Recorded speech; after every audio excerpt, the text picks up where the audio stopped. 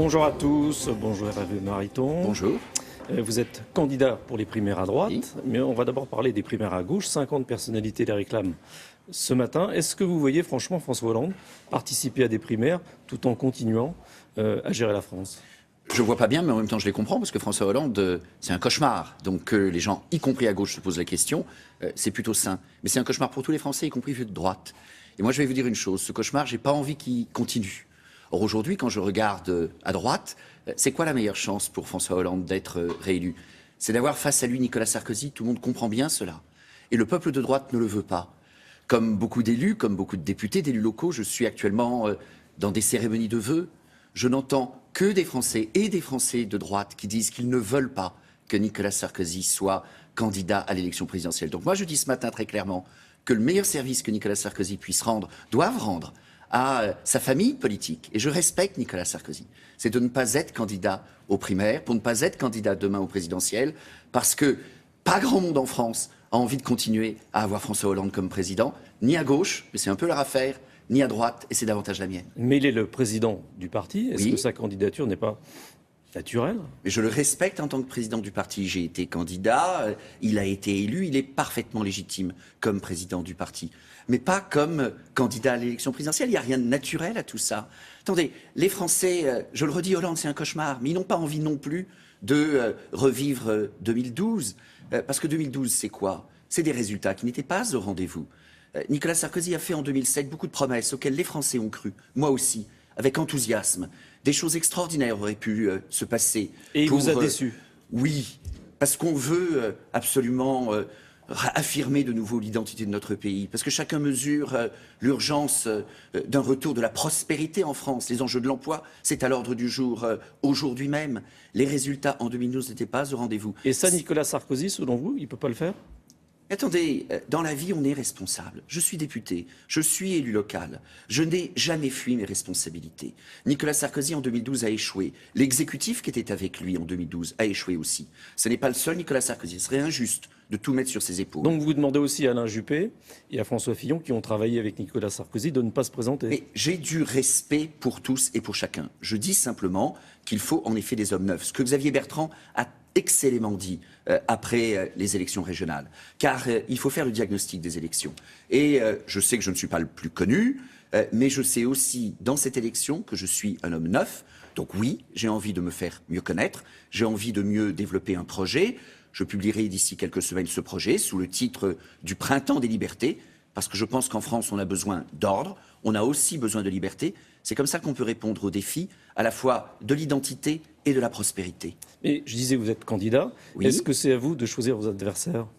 Mais je ne peux pas empêcher mes adversaires d'être candidats, mes concurrents d'abord, plus qu'adversaires au sein d'une famille politique. Mais je dis simplement ce que je pense, parce que j'ai probablement une faiblesse par rapport à d'autres. C'est que je suis cohérent, je suis constant, et je dis la vérité, je dis ce que je pense. Je sais que le poète a dit que le premier qui dit la vérité, il doit être exécuté. Eh bien, je prends mon risque. Je viens de passer plusieurs jours à écouter des Français dans ces cérémonies de vœux où ordinairement les gens ne s'expriment pas tant en politique. Or là, des Français à la base, des élus locaux aussi, parfois avec des responsabilités importantes, qui disent clairement qu'ils ne veulent pas que Nicolas Sarkozy soit candidat, qu'ils disent qu'ils veulent du neuf. Est-ce que ce neuf, ça s'appelle nécessairement Hervé Mariton? Je n'ai pas cette prétention. Parce que je sais aussi la qualité, les qualités des autres postulants. Et en même temps, j'ai envie de défendre ce qu'est mon tempérament et de le mettre au service d'un projet que nous construisons avec des collègues parlementaires autour de ce thème, les valeurs de notre pays, la liberté nécessaire au rebond de notre économie. C'est un sujet ces heures-ci avec l'emploi, pour l'emploi. Est-ce que pour vous, si Nicolas Sarkozy est candidat, la droite sera battue ? Je le crains, c'est ce que les sondages laissent apparaître.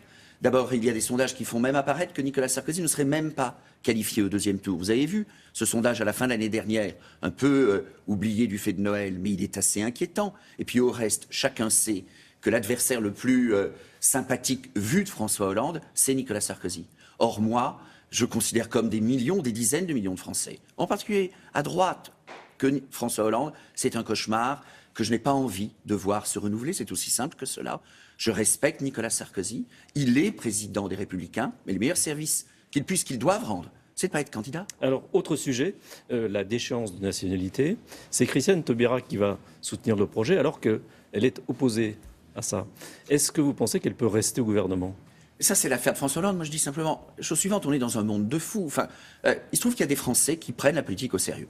Ceux que je rencontre sur le terrain, les 4 millions de Français, semble-t-il, qui s'apprêteraient à voter pour les primaires de la droite et du centre. Et à ces Français, je leur dis, oui, votez à une primaire ouverte, c'est important.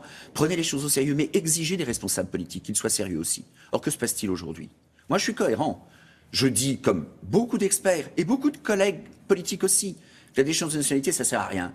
Donc je dis, n'y passons pas notre temps. L'important pour la France et les Français, c'est de mettre en place des mesures réellement efficaces en termes de sécurité et de lutte contre le terrorisme. Qu'est-ce qu'on a pendant ce temps-là ?